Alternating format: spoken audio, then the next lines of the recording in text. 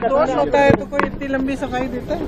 सोनिया गांधी जी का भी तो यहां पर साफ साफ सफाई, आखिर आप जो चोर होता है, जो वोट चोरी करता है, वही सफाई देता है, यह बात कह रही थी यहां प्रियंका गांधी। बहरहाल विपक्ष के वॉकआउट पर किरण रिजिजू चिल्लाते रह गए कि ये लोग भाग रहे हैं। अभी शुरुआत में आपने देखा भी, जरा स्क्रीन पर फिर से ले आइए, कैसे जब विपक्ष वॉकआउट कर रहा था, किरण रिजिजू जो संसदीय कार्य मंत्री हैं वो चिल्ला रहे थे, चीख रहे थे, बाकी लोग हंगामा मचाए हुए थे। सत्ता पक्ष के लिए सबसे तौहीन वाला समय होता है, सबसे ज्यादा बेइज्जती वाला समय होता है जब विपक्ष या कोई भी, आप भाषण दे रहे हैं और कोई सुनने वाला नहीं है, आपके साथी सिर्फ सुन रहे हैं, इससे बड़ी बेइज्जती और कुछ नहीं हो सकती। और यहां देखिए वॉकआउट हो रहा है और बाकी सत्ता पक्ष यहां खड़ा है और ये गुस्से में जो कुछ करना होता है वो करता है। सुन लीजिए एक बार फिर क्या कह रहे हैं यहां किरण रिजिजू, सुनिए।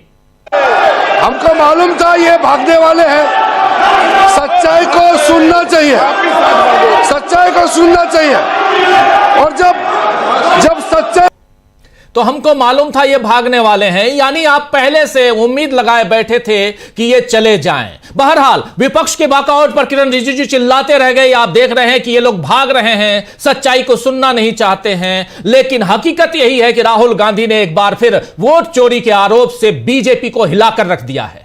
आप जानते हैं कि कल लोकसभा में चुनाव सुधारों पर चर्चा की शुरुआत हुई तो विपक्ष के सारे नेताओं ने चुनाव आयुक्तों की चयन प्रक्रिया से लेकर एसआईआर, बीएलओ की मौत, वोटर लिस्ट में गड़बड़ी, सही लोगों के नाम को काटना, ऐसे तमाम मुद्दे गिनाए। वहीं राहुल गांधी ने वोट चोरी को सबसे बड़ा राष्ट्र विरोधी, देश विरोधी काम बताते हुए इसके लिए बीजेपी को जिम्मेदार ठहराया था और वोट चोरी का यह मसला महज चुनावों तक सीमित न रहकर राहुल गांधी ने यह भी बताया था कि कैसे आरएसएस और बीजेपी वोट छीनकर देश के ताने बाने को ही तहस नहस कर रहे हैं। राहुल गांधी ने बीजेपी पर ऐसी जगह चोट की जिससे बीजेपी तिलमिला गई और आज राहुल गांधी ने सीधे अमित शाह को प्रेस कॉन्फ्रेंस पर डिबेट की चुनौती दे दी। आइए जरा सुनिए, राहुल गांधी कह रहे हैं कि आप जब प्रेस कॉन्फ्रेंस, मेरे प्रेस कॉन्फ्रेंस की बात कर रहे हैं तो चलिए मेरे ही प्रेस कॉन्फ्रेंस पे डिबेट कर लीजिए। जरा सुनिए पहले राहुल गांधी को और इसके बाद क्या कुछ होता है वो भी देखेंगे हम, लेकिन पहले राहुल गांधी को सुनिए। Actually, let us have a debate on my press conference. Yes. Let us go. Yes. Let us have very good idea. Let us have a debate on my press conference. Okay. Amit Shah ji, I challenge you. I challenge you to have a debate on the three press conferences. Please ठीक है, बैठ जाओ।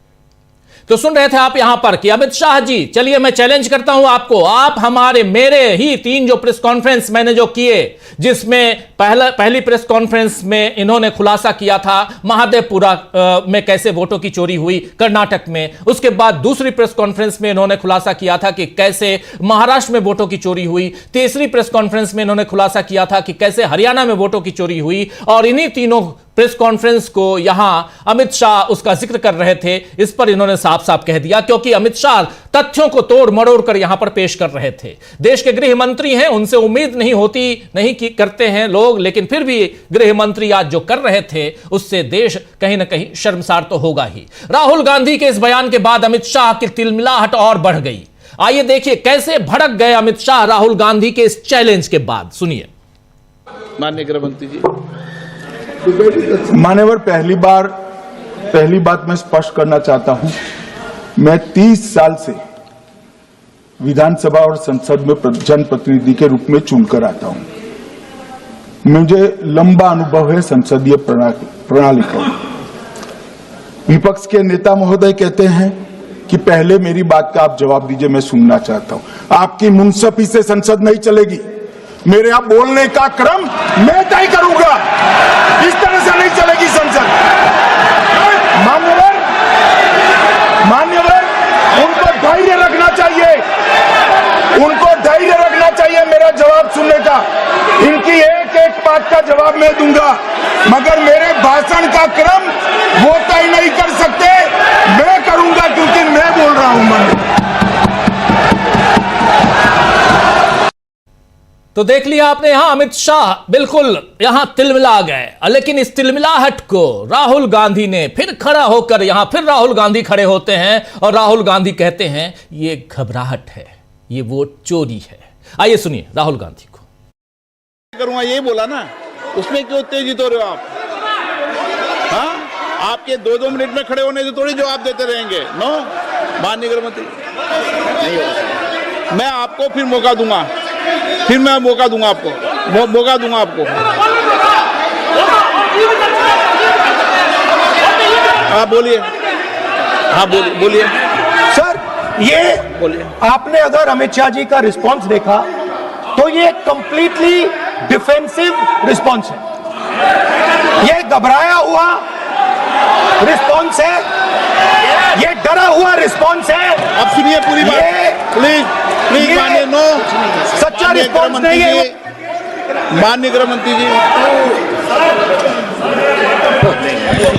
माननीय तो आपने अगर अमित शाह का response देखा तो यहां ये डरा हुआ घबराया हुआ रिस्पांस है, सच्चा रिस्पांस नहीं है। ये बात यहां कह गए राहुल गांधी, इसके बाद और घबराहट बढ़ गई, तिलमिलाहट बढ़ गई यहां अमित शाह की। अमित शाह इसके बाद फिर तो तथ्यों को यहां से उठाकर वहां, वहां से उठाकर वहां फेंकते नजर आए, लेकिन भाषण में बहुत घबराहट दिखाई दी और बहुत ज्यादा यहां डिफेंसिव दिखाई दिए देश के गृह मंत्री, एसआईआर पर, चुनाव सुधार पर अपनी बात रखते हुए, सत्ता पक्ष की बात रखते हुए। लेकिन इससे पहले राहुल गांधी ने कहा कि हिंदुस्तान के इतिहास में पहली बार ऐसा फैसला लिया गया है जिसमें चुनाव आयुक्तों को फुल इम्यूनिटी दी गई है, पूरा प्रोटेक्शन दिया गया है, और इस फुल इम्यूनिटी देने के पीछे जो सोच थी, हमें उसका जवाब चाहिए। हम यही चाहते हैं। मैंने कल भी बोला था, राहुल गांधी कह रहे थे, मैंने अपने भाषण में कहा था कि आखिर आपने ऐसा क्यों किया है। सुनिए जरा राहुल गांधी को। स्पीकर सर, मेरा कल एक सवाल था, जो हिंदुस्तान के इतिहास में पहली बार डिसीजन लिया गया कि इलेक्शन कमिश्नर्स को फुल, नहीं, फुल इम्यूनिटी दी जाएगी। ठीक है, ये है ना, इसका जवाब इसका पीछे मैं खत्म नहीं किया सर। इसके पीछे जो थिंकिंग थी वो हमें सबसे पहले बताएं। तो यहां राहुल गांधी फुल इम्यूनिटी, इसके पीछे जो सोच थी, हमें उसका जवाब चाहिए। यहां राहुल गांधी पूछ रहे हैं लेकिन जवाब नहीं है। अमित शाह के जोर से बोलने या नेहरू गांधी परिवार को घेरने से जाहिर होता है दोस्तों कि असल मुद्दों के जवाब उनके पास नहीं है, सत्ता पक्ष के पास नहीं है, सरकार के पास नहीं है, या वो देना ही नहीं चाहते। वही मुद्दे भटकाने के लिए बीजेपी को आज एक और विषय मिल गया। राहुल गांधी की 15 से 20 दिसंबर तक होने वाली जर्मनी यात्रा पर बीजेपी ने फिर से उन पर तंज कसना शुरू कर दिया है। आपको बता दूं कि राहुल गांधी 15 से 20 तारीख तक विदेश जा रहे हैं, विदेश में जर्मनी जा रहे हैं। वहां कई अलग अलग यूनिवर्सिटी के छात्रों से मिलेंगे, वहां के जो सत्ता पक्ष है, विपक्ष है, उनसे भी, उसके नेताओं से भी मुलाकात होगी। तो राहुल गांधी विदेश जा रहे हैं तो बीजेपी, यहां आप जानते हैं बीजेपी के लोग क्या कहते हैं, वो कहना शुरू कर दिए। लेकिन यहां एक लेकिन के साथ एक बात और जोड़ना चाहता हूं। हमारे विदेश मंत्री की तरह काम करने वाले हमारे देश के प्रधानमंत्री जी भी तो 15 से 18 तक विदेश की यात्रा पे, 3 देशों की यात्रा पे हैं। उनके बारे में कोई नहीं कह रहा है। 15 तारीख को इधर राहुल गांधी जा रहे हैं तो उसी 15 तारीख से नरेंद्र मोदी भी 3 देशों की यात्रा में पे विदेश जा रहे हैं। ओमान जा रहे हैं, इथोपिया जा रहे हैं, और एक देश शायद इजिप्ट या कहीं और जा रहे हैं, मुझे ज्यादा ध्यान नहीं है। लेकिन ये 2 देशों की यात्रा तो कंफर्म मैं बता रहा हूं, ओमान और इथोपिया। तो नरेंद्र मोदी जा रहे हैं, देश के प्रधानमंत्री, तो कोई बात नहीं। लेकिन देश का नेता विपक्ष, जो देश का प्रधानमंत्री नहीं है, जिसके पास समय भी पूरा है, वो जा सकता है, लेकिन उस पर आरोप। तो बीजेपी को इसका जवाब भी देना चाहिए कि आखिर नरेंद्र मोदी का विदेश जाना सही और राहुल गांधी का विदेश जाना गलत कैसे है। खैर, बीजेपी तो कभी सीधे सवालों का सीधा जवाब नहीं देगी। लेकिन आज जिस तरह से बीजेपी की पोल संसद में खुली है और अमित शाह चिल्ला कर बोलने के बावजूद पस्त दिखे, क्या यह विपक्ष की बढ़ती ताकत का असर है? क्या संसद में वोट चोरी पर विपक्ष की बड़ी जीत हुई है? राहुल गांधी के चैलेंज से क्यों आखिर तिलमिला गए अमित शाह? इन सब का जवाब ढूंढने की कोशिश करेंगे। आइए, हमारे साथ कुछ वरिष्ठ साथी जुड़े हुए हैं, उनसे पहले आपका परिचय करवाता हूं और फिर आगे बढ़ते हैं। 4 वरिष्ठ साथी हमारे साथ जुड़े हुए हैं। देखिए, इस वक्त हमारे साथ जुड़े हुए हैं अमलेंदु उपाध्याय जी, प्रेम कुमार जी, हमारे साथ जुड़े हुए हैं सुनील शुक्ला जी और शकील अख्तर जी। शकील जी सीधे वहीं से आ रहा और प्रशांत टंडन जी भी जुड़ गए हमारे साथ। आप पांचों का स्वागत है, इस्तकबाल है, स्वागत इस्तकबाल आप तमाम दोस्त साथी शुभचिंतक आप सबका, जो अब तक जुड़ गए हैं उनका भी, जो जुड़ने वाले हैं उनका भी। शकील जी सबसे पहले आपके पास ही, आप सीधे वहां से संसद से सीधे पहुंच रहे हैं और संसद के इस गहमा गहमी वाले दिन और गर्मा गर्म भाषण और उसमें टोका टाकी और फाइनली विपक्ष का वॉकआउट, सब कुछ आपने देखा, क्या कुछ रहा, जरा आपकी आंखों देखी। देखिए राजीव जी, जो सबसे बड़ी बात है, जो सबसे बड़ा मैसेज है जो इन 3 दिनों में गया, सोमवार से बहस शुरू हुई थी, आज बुधवार हो रहा है, कि राहुल डरते नहीं है, विपक्ष डरता नहीं है। बीजेपी की, अमित शाह की, मोदी जी की सारी थ्योरी ये थी, सारी कोशिश ये थी कि डर का माहौल बना रहे। और आज आपने देखा कि किस तरह राहुल ने सामने उनको तोड़ दिया। अमित शाह जी बोल रहे थे, कुछ भी बोल रहे थे, वो यहां तक बोल गए कि एक वाद आया है सोनिया गांधी के खिलाफ। मतलब कोई जाके कोर्ट में प्राइवेट इस्तगासा पेश कर दे, कोई कोर्ट में चला जाए, कोई एफआईआर किसी के खिलाफ लॉन्च कर दे तो मामला बन जाता है। वो ऐसा बता रहे थे जिसका फैसला हो चुका है। खैर, तो राहुल ने जिस और संसद में गृह मंत्री ये बात कह रहा है, संसद में बिल्कुल सही कहा आपने। तो लीडर ऑफ अपोजिशन ने जो इंटरवीन किया, मोदी जी इंटरवीन नहीं कर पाते, अमित शाह नहीं कर पाते, लेकिन राहुल ने कहा। और राहुल ने जब कहा तो वाकई जो है अमित शाह नहीं, बाकी पूरा जो ट्रेजरी बेंच थी, जो सत्ता पक्ष थी, उसमें एक घबराहट का माहौल बन गया। और राहुल ने जो ये कहा कि आप खाली ये बता दीजिए, बहुत बड़ा सवाल है ये कल से गूंज रहा है कि ये अभयदान, इम्यूनिटी क्यों, क्या वजह है कि चुनाव आयुक्तों को हर तरह से हर मामले में अभयदान दिया हुआ है, इम्यूनिटी दी हुई है। इसका कोई जवाब उनके पास नहीं था।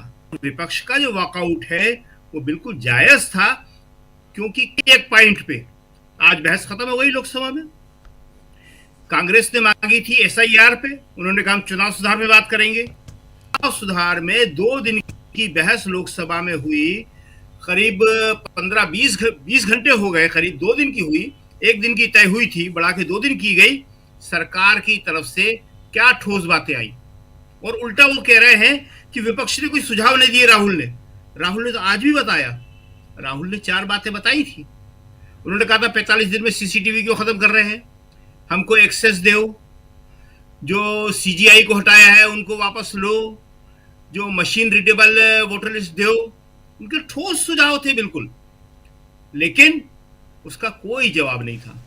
तो राहुल ने आज संसद के अंदर भी कहा, लोकसभा के अंदर भी कहा और लोकसभा के बाहर भी कहा कि डर गए, घबरा गए, उनके पास कोई जवाब नहीं था। और प्रियंका ने तो बहुत साफ तौर पे कहा कि क्या कोई सच्चा आदमी जो होता है वो इतनी लंबी सफाई देता है। उनका जोर था बड़ी सफाई पे, 1.5 घंटे आप बोले जा रहे हैं, वो जो मूल मुद्दा है उस पर नहीं बोल रहे। तो राहुल ने जो ये कहा, जो गुस्सा आया था अमित शाह जी को, वो इसमें आया था डिबेट। राहुल ने कहा डिबेट कर लीजिए, मेरी प्रेस कॉन्फ्रेंस में आप डिबेट कर लीजिए। तो डिबेट तो ये कर नहीं सकते। मोदी जी को भी 2024 के चुनाव से पहले राहुल ने चैलेंज किया था कि आइए सामने बैठ जाते हैं, आमने सामने कहीं पे भी हम लोग डिबेट कर लेते हैं। आज उन्होंने अमित शाह के लिए कहा। देखिए राजीव जी, जिसने भी लोकसभा और राज्यसभा के अंदर जो लोग देखते हैं, जो पत्रकार हैं, जो ऑफिसर हैं, बाकी सब, अमित शाह जिस तरह व्यवहार करते हैं वो मोदी जी से भी ज्यादा जो है इगोइस्ट दिखते हैं, वो उनसे भी ज्यादा अहंकार में दिखते हैं। अमित शाह के पास जाके उनका कोई मंत्री भी बात खुद से नहीं कर पाता। अमित शाह भी संकेत करते हैं जी, बहुत बहुत छोटा संकेत जैसा होता है, जो बड़ा एक फ्यूडल तरीका होता है, और फिर कोई आके पीछे धीरे से अदब के साथ खड़ा होता है। उनको राहुल गांधी इस तरह चैलेंज कर रहे हैं तो वो जो आतंक का माहौल है वो एकदम से टूट जाता है। बीजेपी के लोग कल से ये बात कर रहे हैं कि राहुल बोल तो अच्छा रहे हैं, प्रियंका ने बोला तो अच्छा, और जो बिहार के चुनाव में इन्होंने एक शब्द बोला था जो वहां आमतौर पे चलता है, गर्दा उड़ा दिया, तो खड़गे जी तो गर्दा ही उड़ा दिया।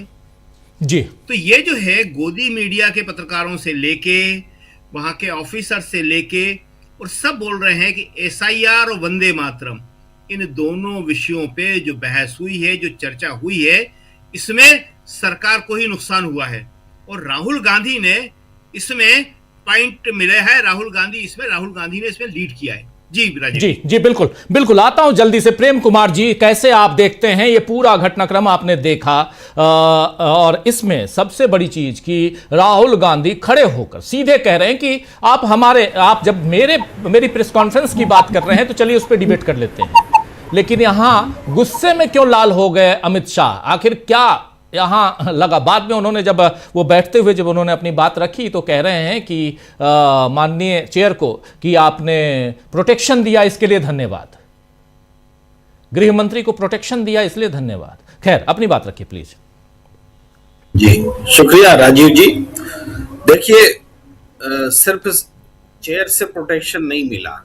अमित शाह जी को जब नेता प्रतिपक्ष राहुल गांधी ने सवाल पूछे तो माहौल पूरी तरह से टेंस दिखा और सारे लोग उनके पक्ष में खड़े होकर इस तरह से घूमने लगे जैसे कोई कमांडो एक्शन में आ रहा है, कोई व्यक्ति खड़ा है उसके साथ में कमांडो बोल रहा है।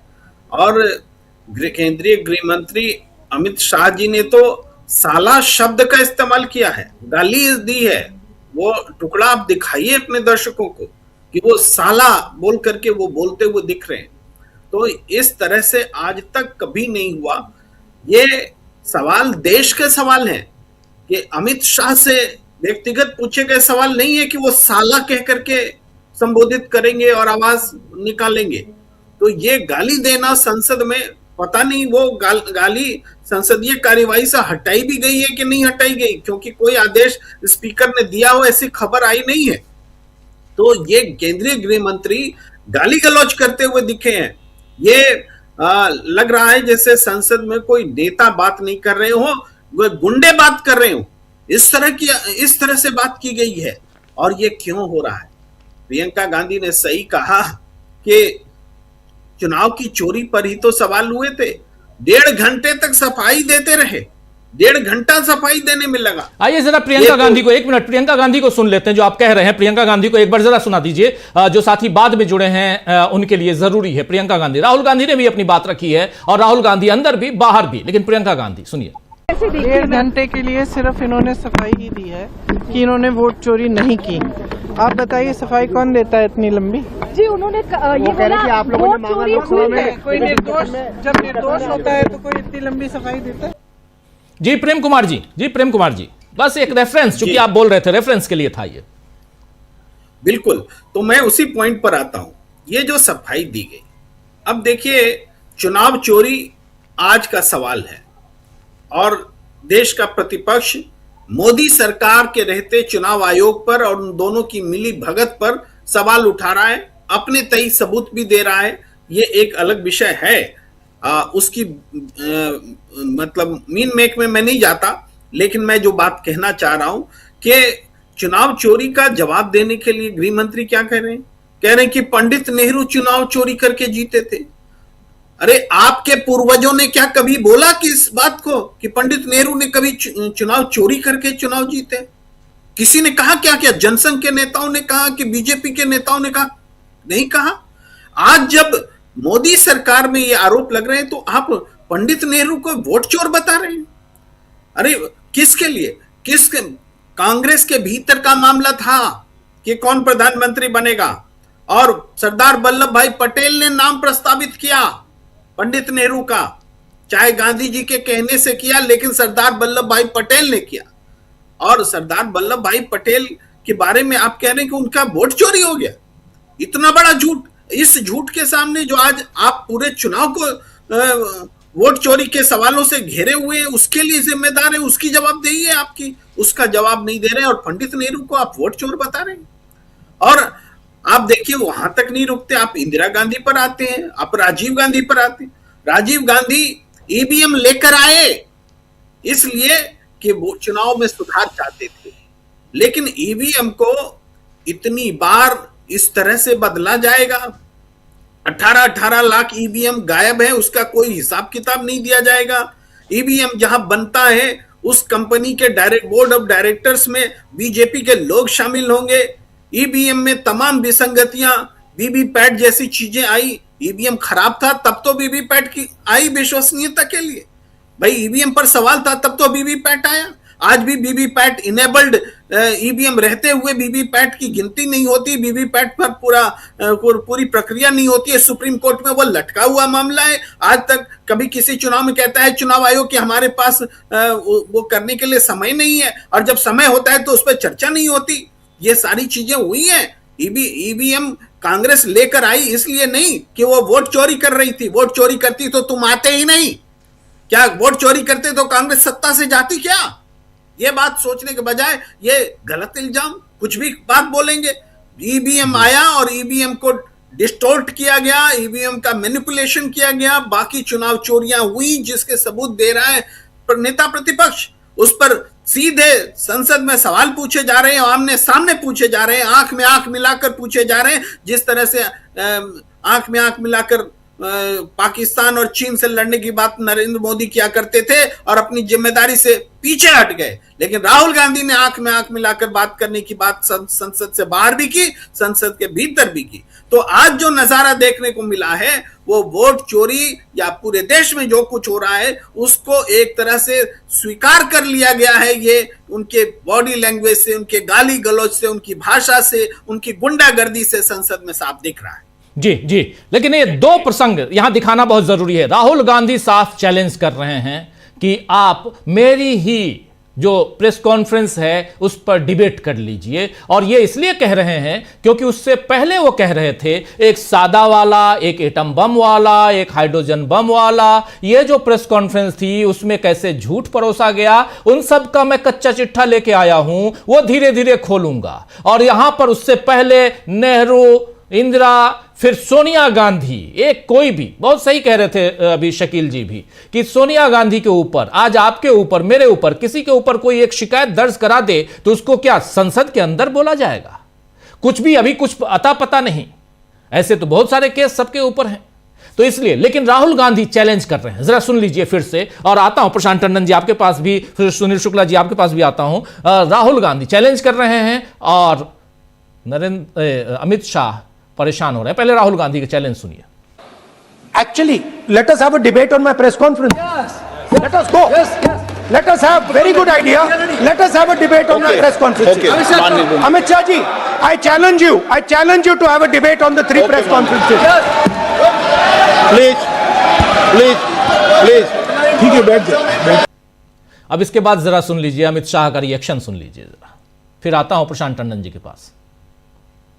माननीय गृह मंत्री जी, मान्यवर, पहली बात मैं स्पष्ट करना चाहता हूं, मैं 30 साल से विधानसभा और संसद में जनप्रतिनिधि के रूप में चुनकर आता हूं। मुझे लंबा अनुभव है संसदीय प्रणाली का। विपक्ष के नेता महोदय कहते हैं कि पहले मेरी बात का आप जवाब दीजिए, मैं सुनना चाहता हूं। आपकी मुंसफी से संसद नहीं चलेगी। मेरे यहां बोलने का क्रम मैं तय करूंगा, इस तरह से नहीं चलेगी संसद। मान्यवर, उनको धैर्य रखना चाहिए, उनको धैर्य रखना चाहिए मेरा जवाब सुनने का। इनकी एक एक बात का जवाब मैं दूंगा, मगर मेरे भाषण का क्रम वो तय नहीं कर सकते, मैं करूंगा क्योंकि मैं बोल रहा हूं। मन किसने कहा कि आप नहीं, हम ही करेंगे तय? ये तो आपने खुद कहा था कि मैं आपके हर प्रेस कॉन्फ्रेंस के एक एक सवाल का जवाब दूंगा। राहुल गांधी की प्रतिक्रिया इस पे बहुत ही एक सीधी साधी प्रतिक्रिया, बहुत शांत प्रतिक्रिया आई राहुल गांधी की, जरा उसको सुन लीजिए। फिर प्रशांत जी आपके पास आता हूं कि आखिर संसद की परंपरा क्या यहां खत्म होती जा रही है, ये इस पे बात करना जरूरी है। प्रशांत जी आपके पास आता हूं, और संसद के इस ऐसी कार्रवाइयों को आपने, हमने, हमारे तमाम साथियों ने, शकील जी तो लगातार कर ही रहे हैं, सबने कवर किया है, खूब कवर किया हम लोगों ने संसद के दोनों सदनों को। जरा सुनिए राहुल गांधी को। 2-2 मिनट में खड़े होने से थोड़ी जवाब देते रहेंगे। नो, माननीय गृह मंत्री, नहीं होगा। मैं आपको फिर मौका दूंगा, आपको। मौका दूंगा आपको। हाँ बोलिए, हाँ बोलिए सर, ये बोलिए। आपने अगर अमित शाह जी का रिस्पॉन्स देखा तो ये कंप्लीटली डिफेंसिव रिस्पॉन्स है। ये घबराया हुआ रिस्पॉन्स है, ये डरा हुआ रिस्पॉन्स है। अब सुनिए पूरी बात, प्लीज मानिए। नो, सच्चा रिस्पॉन्स नहीं है। माननीय गृह मंत्री जी, सुन रहे थे आप, प्रशांत जी सुन रहे थे इसको। जरा आपकी प्रतिक्रिया और सवाल वही कि क्या यहाँ पर संसदीय परंपरा का ख्याल नहीं रखा जा रहा है? जिस प्रकार 1.5 घंटे तक भाषण दिए, आप 1.5 घंटे नहीं, आप दिन भर भाषण दीजिए, कोई दिक्कत नहीं है, लेकिन शब्दों का इस्तेमाल और बहुत कुछ गर्माहट गर्मागरम सब कुछ हम लोगों ने देखा है, लेकिन तथ्यों को तोड़ मरोड़ कर, और अगर झूठ शब्द बोलूं और संसद के अंदर तो झूठ शब्द असंसदीय है, वैसे शब्दों का, झूठे झूठे शब्दों का इस्तेमाल करना सदन के अंदर कैसे देखा जाए इस पूरे, और उसमें भी इतनी गंभीर चर्चा, चुनाव सुधार की बात हो रही थी ना। कह रहे थे यहां अमित शाह कि 30 चुनाव तो पिछले 11 साल में अलग अलग विधानसभाओं के विपक्ष ने भी जीते हैं, कांग्रेस पार्टी भी जीती है, हम 44 जीते तो आप 30 जीते हैं, ये कह रहे थे। ठीक है, और उसके बाद वही जो हम लोग व्हाट्सएप यूनिवर्सिटी में देखते हैं कि जब ये हारते हैं तो रोते हैं, जब जीतते हैं तो फिर नया कपड़ा पहन के आ जाते हैं ओथ लेने के लिए। ये सब शब्द थे माननीय के। प्रशांत जी, देखिए, कपड़ों के मामले में तो मोदी जी से की टक्कर कोई ले नहीं सकता। बड़े बड़े फिल्म स्टार भी नहीं ले सकते। जितने कपड़े वो बदलते हैं उतने कपड़े दिन में तो शाहरुख खान भी नहीं बदलता होगा। लेकिन पिछले 3 दिन में राजीव जी हम लोगों ने देखा है, दरअसल ये मामला क्या है, ये हंगामा क्यों बरपा है, उसकी वजह है वंदे मातरम पे हुई डिबेट, और वो बिल्कुल उल्टा पड़ गया मामला। मतलब किसी और इरादे से उसको लाए थे, अच्छा होमवर्क नहीं था, गलत रणनीति थी, गलत विषय की चॉइस थी। आप फ्रीडम स्ट्रगल के मामले पर डिबेट करना चाहते हैं जिसमें कि कोई आपका पृष्ठभूमि नहीं थी, तो जाहिर है कि उस डिबेट में आपका वही होना था जो हुआ। मोदी जी का बिल्कुल गलत चुनाव था, और वो गलत वेस्ट बंगाल के चुनाव के चक्कर में वो मुफ्त में उन्होंने जो है, जिसको कहते हैं आ बैल मुझे मार, वो उन्होंने किया। और पहली बार संसद में आरएसएस के फ्रीडम स्ट्रगल के दौरान उनके रोल और अंग्रेजों के साथ उनकी गलबैयाँ, उनका मुस्लिम लीग के साथ सरकार, हिंदू महासभा का बनाना, ये सब बातें जो है वो आ गई। और उसका अब उसी का रोना है कि कैसे उसका जो है डैमेज कंट्रोल हो। तो ये डैमेज कंट्रोल अमित शाह करने आए थे आज उसका, और उस डैमेज कंट्रोल में वो डैमेज और खुद भी हो गए। ये अगर आपा खो रहे हैं संसद में तो इसका संदेश बड़ा स्पष्ट जाता है कि आप आपा क्यों खो रहे हैं। मैं ये नहीं कहूँगा कि अमित शाह अपने असली रूप में आ गए, वो अलग बातें हैं, लेकिन असली बात यह है कि जो आपने एसआईआर पे और खासकर वंदे मातरम पे, जो ये 2 विषय पे आप बैकफुट पे, आपकी बात कन्विंसिंग नहीं है, और उसमें तो बुरी तरीके से आप मतलब जिसको कहें कि मुंह छिपाने की जगह नहीं, वो आपका हाल हो गया वंदे मातरम की डिबेट में।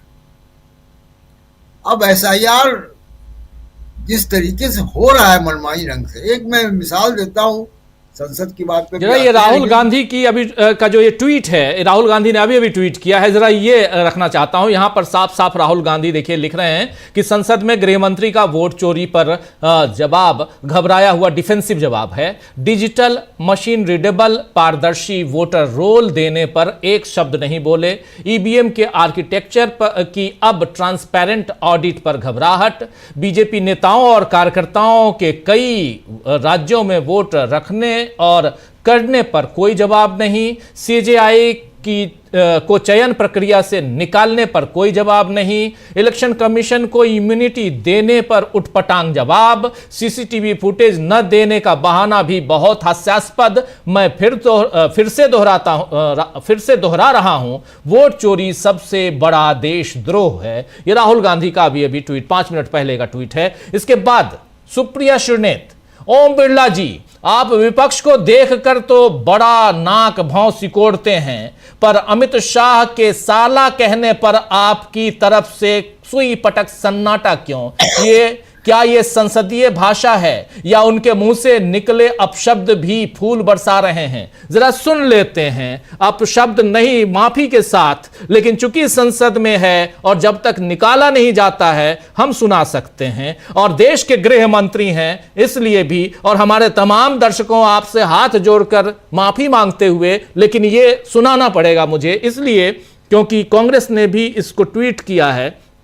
गाली गलौज मैं बिल्कुल पसंद नहीं करता हूं, बिल्कुल पसंद नहीं करता हूं। अगर मेरे सामने कोई गालियां देता है तो आग लग जाती है शरीर में, मुझे पर्सनली कह रहा हूं, मेरी ये वो है, लेकिन फिर भी ये सुनाना पड़ेगा क्योंकि देश के गृह मंत्री अमित शाह सदन के अंदर ऐसे शब्दों का, अपशब्दों का इस्तेमाल कर रहे हैं। सुनिए।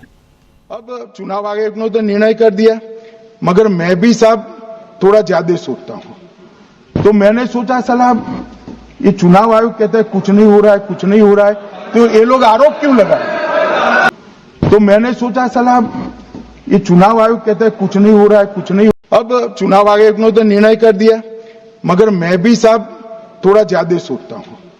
तो मैंने सोचा साला ये चुनाव आयोग कहता है कुछ नहीं हो रहा है, तो ये लोग आरोप क्यों लगाए? ये देखिए प्रशांत जी, देख लीजिए, सुन लीजिए। तो आज अमित शाह सदन के अंदर सिर खुजलाते हुए क्या कह रहे हो आप? चुनाव आयोग, क्या शब्दों का इस्तेमाल, किस भाई संसद के अंदर आप भाषण देने आए हैं, आप चुन के आए हैं, आप अपने संसदीय परंपरा के बारे में बता रहे हैं कि 30 साल से मैं चुन के आ रहा हूं, चाहे विधानसभा हो या लोकसभा हो। 30 साल से। राहुल गांधी भी पिछले 25 साल से चुन के आ रहे हैं। राहुल गांधी 2020 साल तो हो गए, ये 25वां चल रहा है उनका, 20 से 25 वाला। हाँ, 5वां जी, 5वां मतलब 25 जी। बेसिकली मामला राजीव जी ये है कि अमित शाह संसद और उनके अपने दरबार में फर्क नहीं कर पा रहे। अपने दरबार में आप कुछ भी कहते हैं, किसी को डांट दें, किसी की बोलने की हिम्मत नहीं होती है, लेकिन ये संसद है, यहाँ तो विपक्ष बोलेगा भी और आपको सुनना पड़ेगा। आप विपक्ष का काम है आपके ऊपर सवाल खड़े करना। तो ये दरबार और अपना दरबार और संसद में फर्क नहीं कर पा रहे हैं, भले कितने साल से हो। उनको अभी भी लग रहा है कि ये मेरे सामने राहुल गांधी ने ये कैसे कर दिया, मेरे दरबार में तो किसी की हिम्मत नहीं होती है। तो बेसिकली ये दरबार का मामला है, वो दरबार की आदत है, दरबार की शब्दावली है और वो संसद में ले आए। लेकिन जो मामला है कि वो डिफेंसिव है। और एक मैं उदाहरण देता हूं राजीव जी, अभी उत्तर प्रदेश में SIR की प्रक्रिया चल रही है। 3 करोड़ लोग निकाले जा चुके हैं, 3 करोड़ लोग राजीव जी उत्तर प्रदेश में, जिनको कहा जा रहा है कि एब्सेंट, शिफ्टेड और डेड या मृत पाए गए। अब इसमें 15.44 लाख, 15 करोड़ 44 लाख मतदाताओं में 6% एब्सेंट है, 10% कहीं और चले गए, 4% जिनकी मृत्यु हो गई है।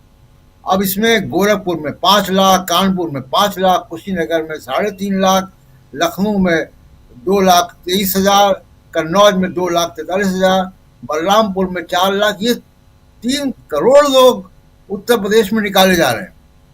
ये वही बिहार रिपीट हो रहा है। बिहार में 69 लाख लोग निकाले गए थे, यहाँ उत्तर प्रदेश अब तक 3 करोड़ लोग निकाले जाते।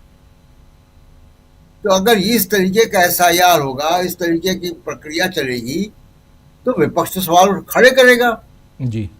अफसोस की बात है कि सुप्रीम कोर्ट इसको होने दे रहा है, इतने बड़े इलीगल काम को। आप सोचिए कि जो दलील दिया अभिषेक मनु सिंघवी जी ने या दूसरे और वकीलों ने, कि किस तरीके से पूरा गैर कानूनी है, और एक गैर कानूनी काम को आप होने दे रहे हैं, और जो संवैधानिक अधिकार है जनता का मताधिकार, उसको आप उड़ा रहे। 3 करोड़ लोग आपने उड़ा दिए उत्तर प्रदेश में, और अभी प्रक्रिया चल रही है, अभी और उड़ाए जाएंगे नाम।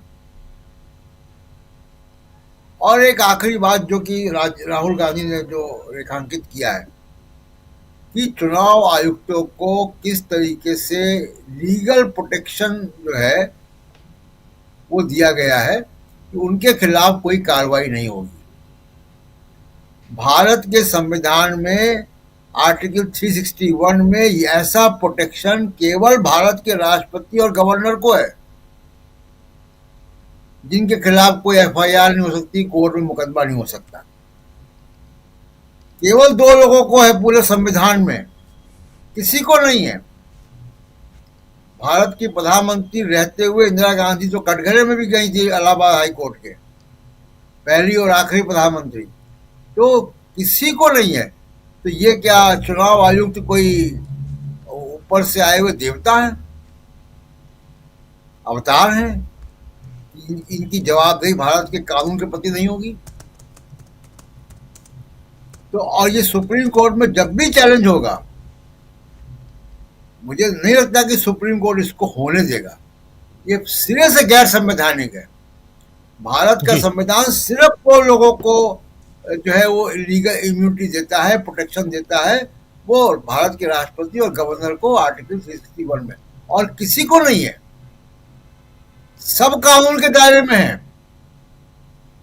तो ये चुनाव आयोग क्यों है? क्योंकि वो आपका काम कर रहे हैं और वो काम करते रहे, क्योंकि उनको कस्टमाइज वोटर लिस्ट बनानी है, इसलिए आपने उनको प्रोटेक्शन दिया हुआ है। और कल राहुल गांधी ने बहुत स्पष्ट तौर पे कहा है कि भविष्य में अगर उनकी सरकारें आएंगी तो वो कानून से इसको हटाएंगे और पिछले कारनामों को भी जवाबदेह बनाएंगे। राजीव कुमार और ज्ञानेश कुमार को भी बच नहीं पाएंगे। तो ये बड़ा स्पष्ट मैसेज भी है साथ साथ। लेकिन सुप्रीम कोर्ट में ये चैलेंज होना चाहिए। सुप्रीम कोर्ट में चैलेंज होगा तो इसमें सुप्रीम कोर्ट जरूर अपनी राय रखेगा। मुझे उम्मीद है कि सुप्रीम कोर्ट इसको खारिज कर देगा, क्योंकि सिरे से गैर संवैधानिक है।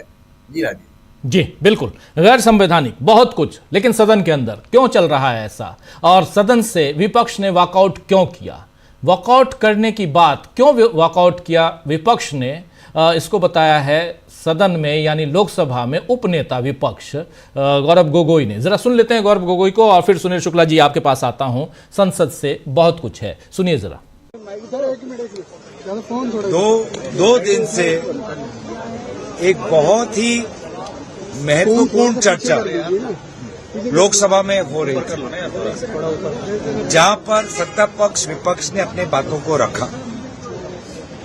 हमें लगा कि गृह मंत्री जी विपक्ष की कुछ बातें सुनकर आके उन पर अपना जवाब देंगे, लेकिन मुझे ऐसा लगा कि उनको एक भाषण दिया गया था, एक स्क्रिप्ट दिया गया था, और वो स्क्रिप्ट के अनुसार पढ़ते जा रहे थे। राहुल गांधी जी ने जो अहम सवाल उठाए, अखिलेश यादव जी ने जो अहम सवाल उठाए, टीएमसी के कल्याण बनर्जी ने, डीएमके के मारन जी ने, एनसीपी के सुप्रिया सुले जी ने, विभिन्न जो हमारे राजनीतिक दल के नेताओं ने जो भी अहम विषय उदाहरण प्रमाण के साथ रखे, हमें लगा कि गृह मंत्री आएंगे, बातें रखेंगे। लेकिन गृह मंत्री एक भाषण, एक स्क्रिप्ट, एक लिखे हुए भाषण को वो पढ़ रहे थे और बार बार अफवाहें। अब वो एक उदाहरण देता हूं, उन्होंने कहा कि कांग्रेस पार्टी कभी चुनाव आयोग के पास गई नहीं। कितने बार चुनाव आयोग के बाहर हमारे दलों के नेताओं ने प्रेस कॉन्फ्रेंस किया है, कितने बार हमने कंप्लेंट दर्ज की है, और सदन के अंदर कितने बार विभिन्न दलों के नेताओं ने कहा है कि हम चुनाव आयोग के पास जाते हैं, कंप्लेंट लेके जाते हैं, चुनाव आयोग हमारी बात सुनता ही नहीं, कोई उस पर जवाब नहीं, और उल्टा बोल रहे हैं कि हम कभी गए नहीं। अब वो कहते हैं कि वोटर लिस्ट प्रदूषित है। वोटर लिस्ट प्रदूषित है, घुसपैठिए है। अच्छा, जब आपको 400 पार का सपना दिख रहा था, जब प्रधानमंत्री मोदी जी अपने आप को दिव्य व्यक्ति समझ रहे थे, तब आपको वोटर लिस्ट में प्रदूषण नहीं देखा, तब आपको वोटर लिस्ट में घुसपैठिया नहीं देखा। घुसपैठिया तभी देखा जब लोगों ने आपके 400 पार के सपने पर काला पूरा ठंडा पानी फेंक दिया। तब आप समझ गए कि नहीं, ऐसे होगा तो सरकार जाएगी। और 400 पार का जो सपना का जो करारा हार मिला, आप समझ गए थे कि हरियाणा में आप हारने वाले हो, महाराष्ट्र में आप हारने वाले हो, बिहार में आप हारने वाले हो। सरकार 2.5 साल में पलटने वाली है। और अपने पलटने वाली सरकार को बचाने के लिए आपने विशेष रूप से हरियाणा में वोट चोरी की, आपने विशेष रूप से महाराष्ट्र में वोट चोरी की, आपने विशेष रूप से बिहार में वोट चोरी की। घुसपैठिया प्रदूषित वोटर लिस्ट, तो प्रदूषित वोटर लिस्ट के आधार पर नरेंद्र मोदी जी प्रधानमंत्री बने। घुसपैठियों के आधार पर आज उनकी सरकार सत्ता में है, ये कहना चाहते हैं। तो जब 400 पार नहीं हुआ, जब संविधान बदलने का उनका जो मंशा पूरा नहीं हुआ, उनको पता लग गया कि हरियाणा हारने वाले हैं, महाराष्ट्र हारने वाले हैं, बिहार हारने वाले हैं, सरकार पलट सकती है।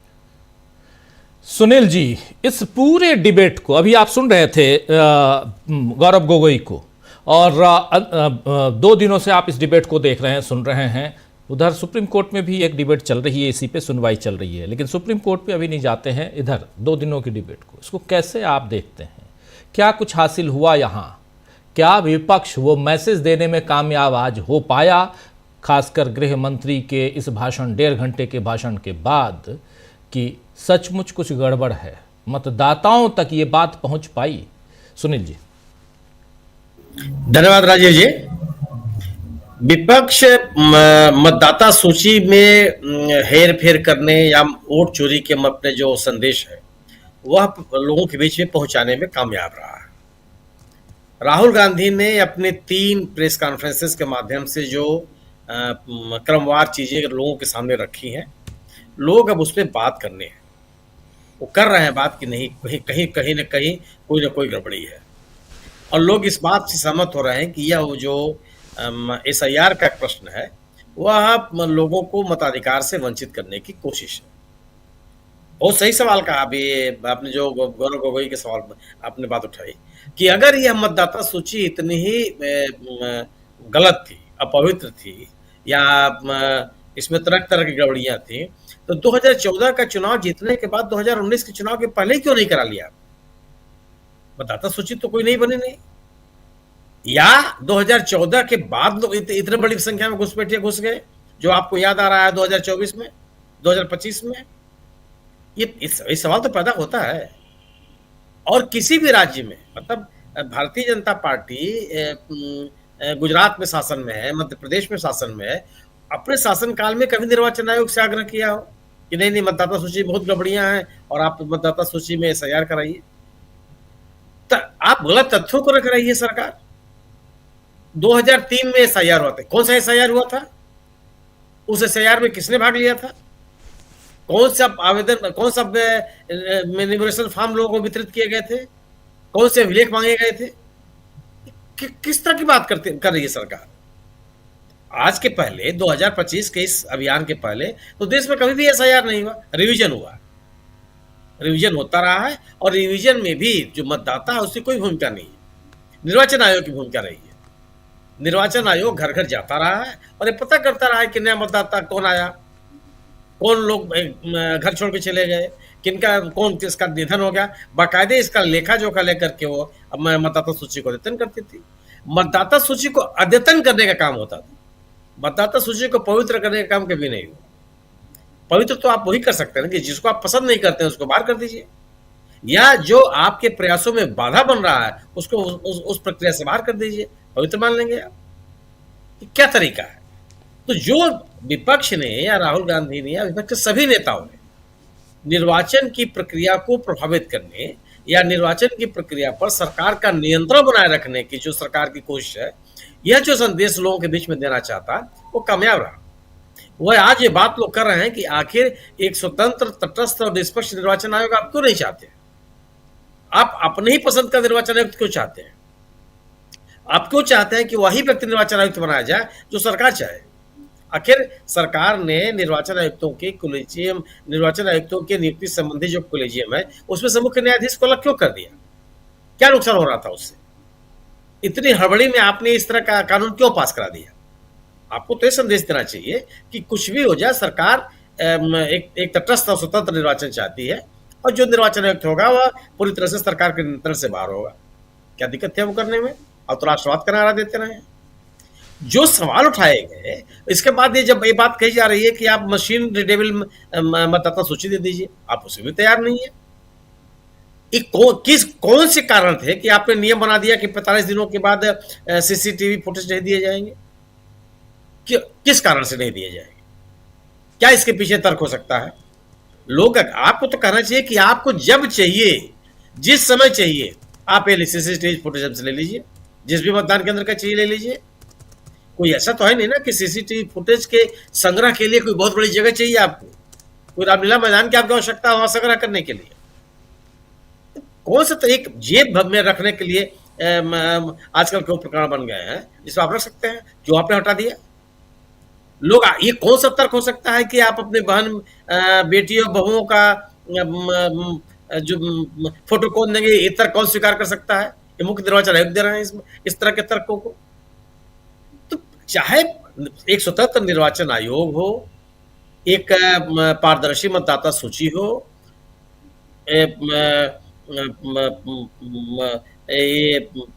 सीसीटीवी फुटेज उपलब्ध कराने का सवाल हो, जितनी बातें विपक्ष ने उठाई हैं, किसी प्रश्न का जवाब सरकार ने नहीं दिया। वही रटा रटाया सवाल, नेहरू ने किया, इंदिरा गांधी ने किया, इन्होंने वो किया, उन्होंने। सवाल है कि आप चुनाव सुधार पे बात करने के लिए आए। चुनाव की प्रक्रिया को लेकर के विपक्षी दलों के मन में तमाम तरह के संशय हैं। विपक्षी दलों के माध्यम से इस देश की जनता में तरह तरह के सवाल हैं। उन सवालों का जवाब देने के लिए तैयार नहीं है। आप अगर लोगों के मन में ये संदेह पैदा हो रहा है कि निर्वाचन आयुक्तों को जो आपने इम्यूनिटी दी है वह स्वतंत्र निर्वाचन में बाधा है, वो सरकार के पक्ष में काम करने का एक लालच, एक प्रलोभन है। इस कानून को समाप्त करने की जो मांग विपक्ष उठा रहा है उसको स्वीकार करने में, उसके बारे में आप कोई राय क्यों नहीं दे रहे हैं जी? क्या मानेंगे या नहीं मानेंगे? तो जो चुनाव के संदेहों को लेकर के जितनी बातें उठाई है विपक्ष ने, किसी बात का सवाल, किसी प्रश्न का जवाब नहीं दे रहे हैं।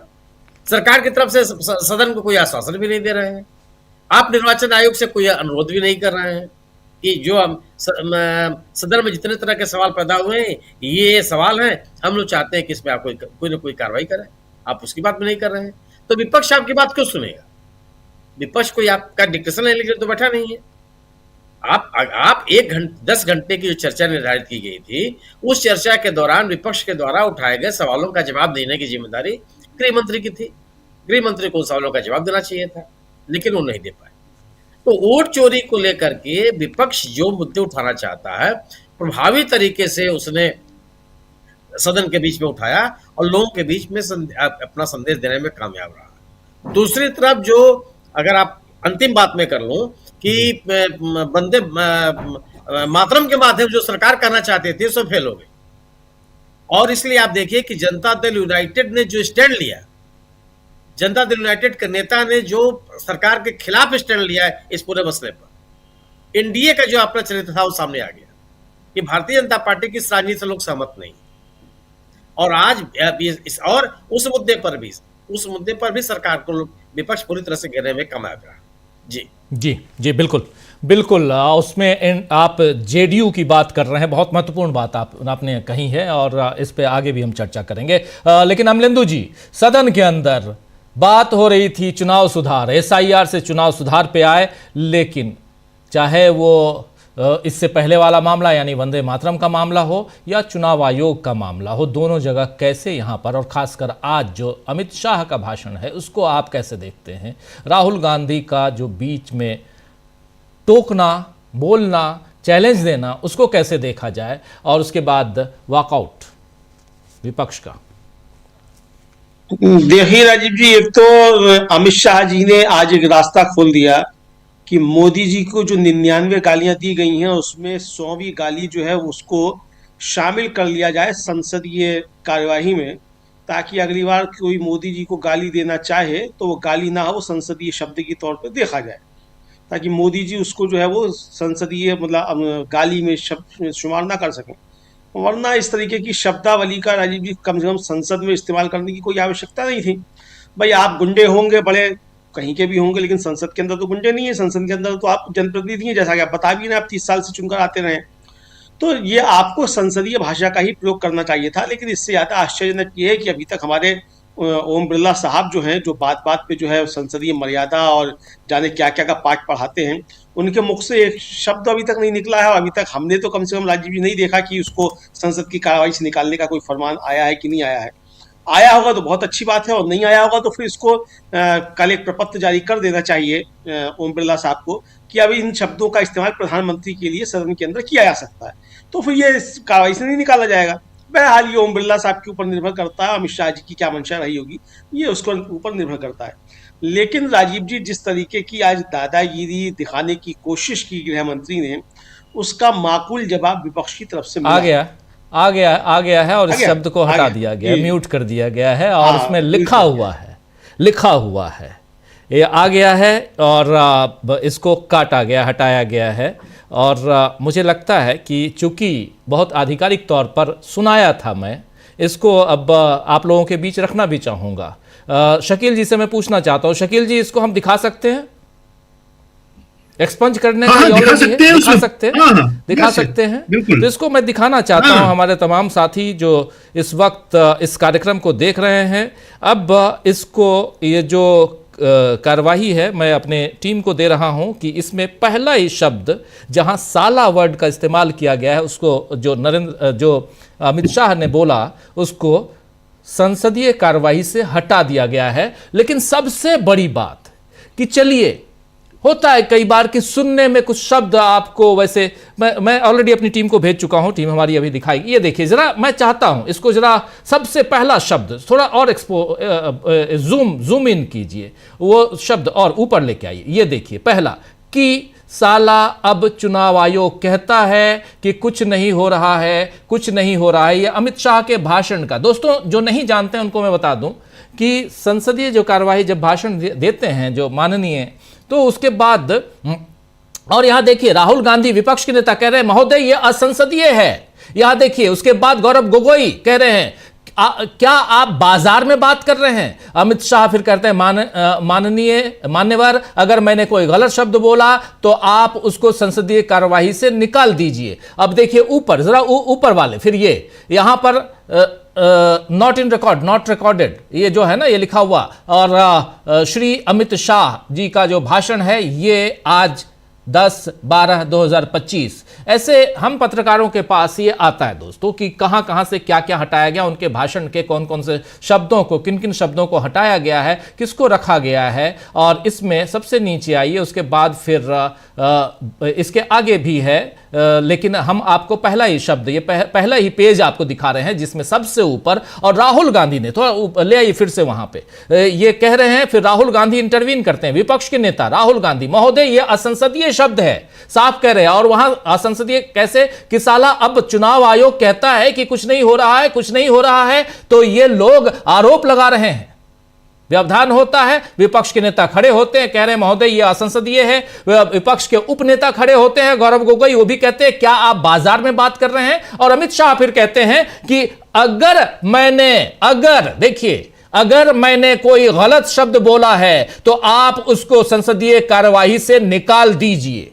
मान्यवर, मैंने सोचा कि जब कोई गलती नहीं है तो ये लोग विरोध क्यों कर रहे हैं। फिर मुझे याद आया कि जब इनके जमाने में चुनाव होते थे, बिहार और उत्तर प्रदेश में सरकारें बनती थी, तो उसके बाद ये अपना भाषण शुरू करते हैं। लेकिन इनको अभी भी पता नहीं कि आखिर राहुल गांधी जैसे नेता, गौरव गोगोई जैसे नेता खड़े होकर क्यों कह रहे हैं कि यह असंसदीय है। असंसदीय शब्द का इस्तेमाल किया यहां पर अमित शाह ने, इसलिए यह बहुत महत्वपूर्ण हो जाता है। चलिए खैर, चूंकि ये आ गया, अभी आपके सामने हमने रख दिया। राहुल गांधी ने इसको तत्काल संज्ञान में ले लिया था, और जिसको अभी प्रेम कुमार